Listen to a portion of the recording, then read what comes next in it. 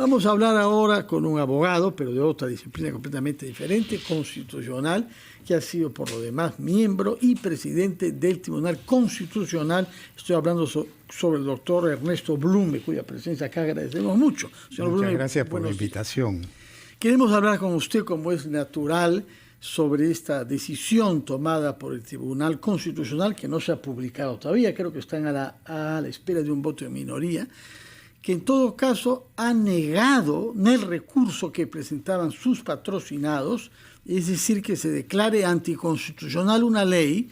Lo que tiene esto de particular es que quienes pedían eso son los que han elaborado la ley, y los congresistas que han presentado este recurso son precisamente los que querían que esta ley entre en vigencia. Aparentemente lo que buscaban es que no se les conceda el recurso y que en consecuencia la ley quede respaldada por el TC. Antes de entrar al fondo del tema, que es complejo, quisiera que nos dé algunas aclaraciones sobre su propio rol en este papel, porque usted ha sido miembro del TC hasta el mes de mayo y pocos meses después se halla como parte en un caso ante el TC sobre temas respecto a los cuales tuvo que usted pronunciarse como juez constitucional, porque el tema de la SUNEDU lo arrastramos ya desde hace bastante tiempo. Quisiera saber si es perfectamente normal que un juez constitucional, unos meses después de haber dejado el cargo, esté actuando como abogado defensor de una parte y haciendo gestiones, por lo que tengo entendido, el ministro de Educación, Serna,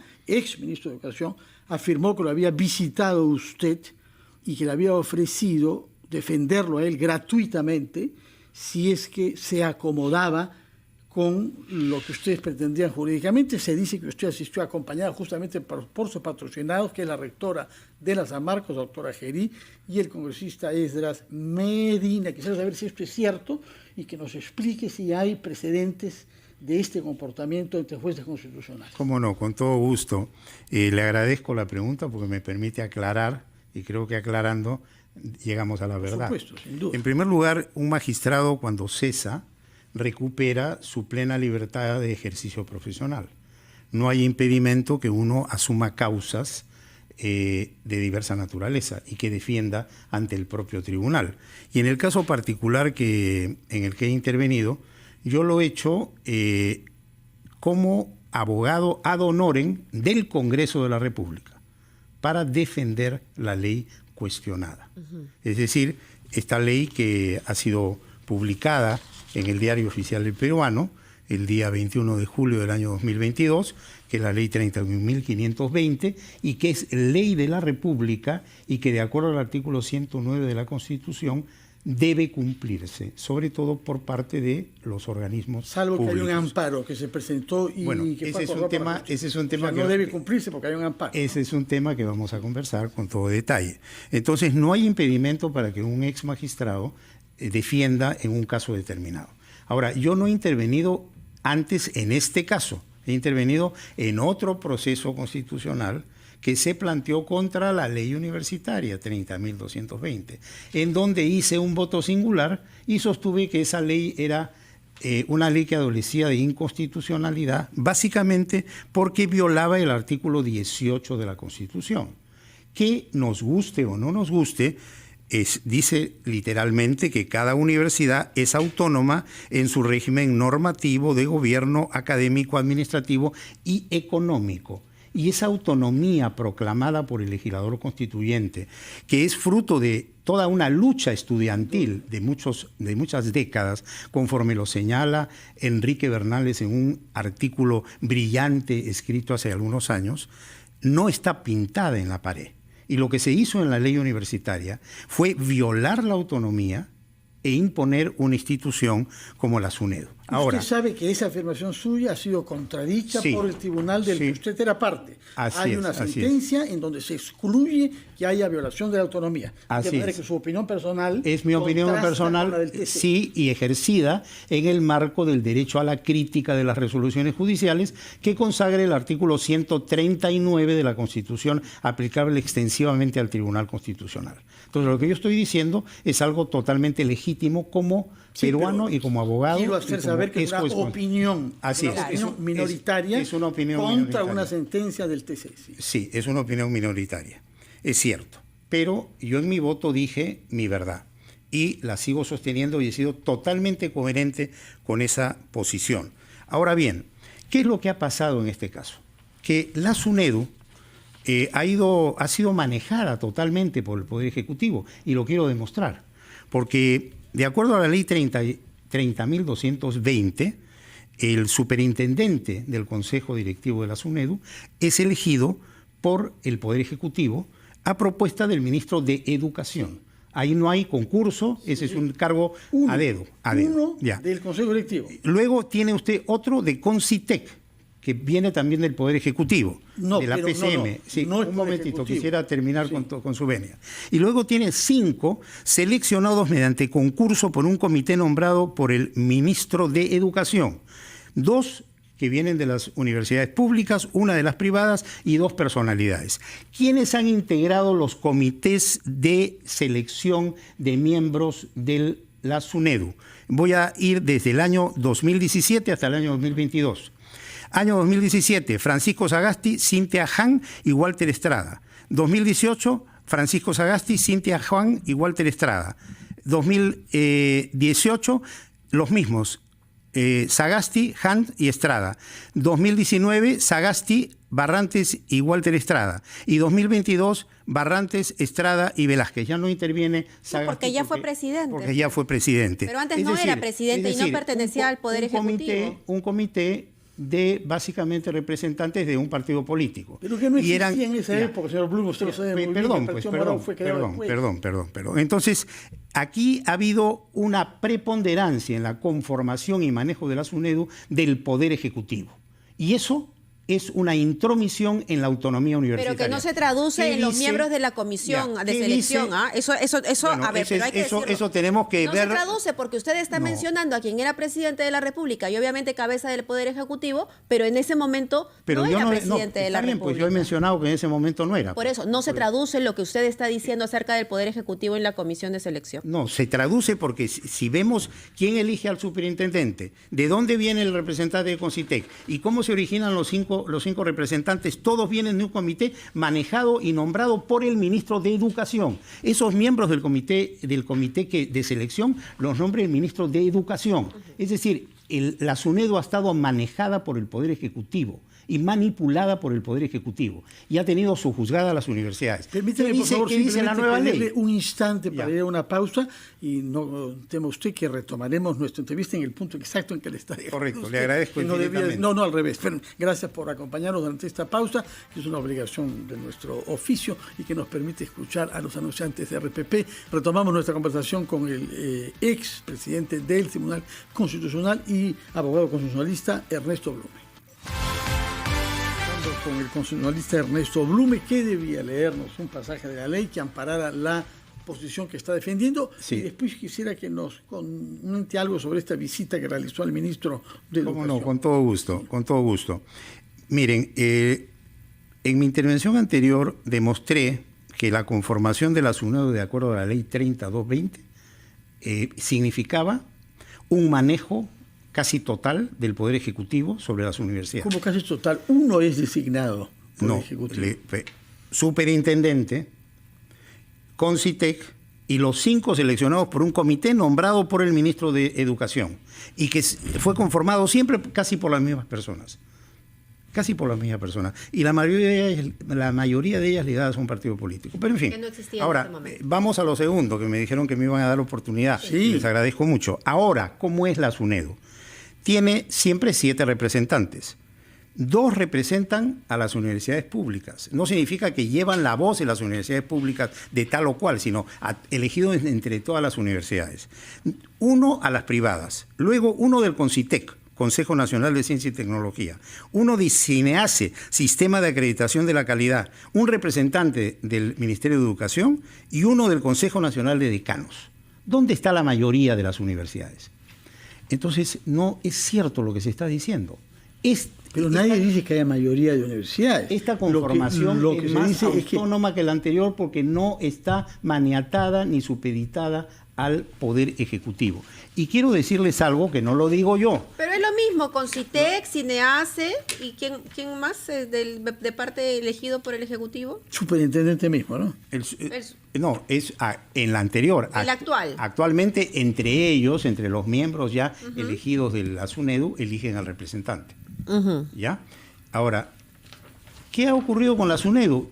Y lo dice un grupo de juristas encabezado por el maestro Domingo García Belaúnde. Tengo acá un comunicado. Dicen lo siguiente: esta ley subsana la grave situación creada entre las universidades y la entidad administrativa dependiente del Ministerio de Educación, la SUNEDU, por la desproporción de sus competencias en la aplicación de la ley, lo que habría originado desgobierno y desconcierto en la comunidad universitaria por el cúmulo de sucesivas y reiteradas medidas arbitrarias que sobrepasan las funciones otorgadas por ley, generando excesos y daños irreparables a la universidad. Ahora, ¿cómo ha sido en la práctica el funcionamiento de la SUNEDU? Un funcionamiento que ha avasallado a las universidades y no les ha impedido ejercer su autonomía en los términos constitucionales. ¿Cómo podemos avalar? ¿Qué autonomía les ha sido negada? Mire, todas las autonomías, porque inclusive para otorgar un título necesitan permisos. El currículum, el programa de cursos, la contratación de profesores. Para todo necesitan permisos. Y le voy a decir una cosa. De acuerdo al artículo pertinente de la ley universitaria, esta SUNEDU tiene, por ejemplo, atribuciones, o tenía, porque eso ya fue derogado, para entrar hasta en los programas curriculares.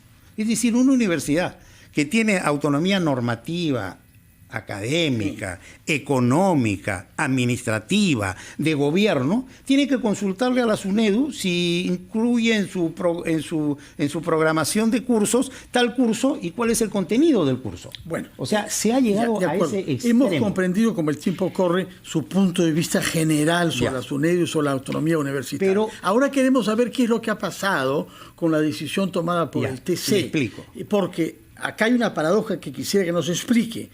Quienes han hecho la ley, 33 congresistas de Fuerza Popular, de Podemos Perú, de Perú Libre y de Renovación Popular, han presentado un recurso de inconstitucionalidad contra la ley que ellos habían elaborado. Y hay colegas suyos que consideran que eso es un fraude procesal. Explíquenme su opinión, por favor. Correcto. Lo primero que hay que decir, la ley 31.520 es ley de la República y se publicó en el Diario Oficial del Peruano. ¿Qué debió hacer SUNEDU? Acatarla. Pero hay un amparo, señor Bruno. Un momentito. ¿Qué debió hacer SUNEDU? Acatarla. ¿Por qué? Porque el artículo 118 de la Constitución obliga al Poder Ejecutivo a acatar la ley igual Pero presentó una acción de amparo, lo cual está de acuerdo a ley, ¿no? Presentó una acción de amparo sin tener derecho a presentar una acción de amparo, pero la presentó ante un juzgado súper rápido, que es el que resolvió paralizar la elección de magistrados del TC, la elección del defensor del pueblo, y en menos de 48 horas obtuvo una sentencia ordenando un imposible, que el Congreso inaplique o deje o suspenda la ejecución de una ley que ya estaba en el peruano. Se ha hecho en otras oportunidades vía amparo. No, está usted equivocado. Eso se ha hecho vía control difuso de constitucionalidad para un caso concreto de una persona concreta en donde a ese caso se le ha aplicado. Pero no un juez constitucional, como si fuera tribunal constitucional, ordenar en genérico que el Congreso suspenda la aplicación de una ley, lo cual además es imposible. Bueno, para eso el Congreso se ha presentado el recurso ante el TC. Y esa es la pregunta. Un momentito, pues es que tiene usted que entender el contexto general y no llegar a la conclusión sin haber captado los detalles.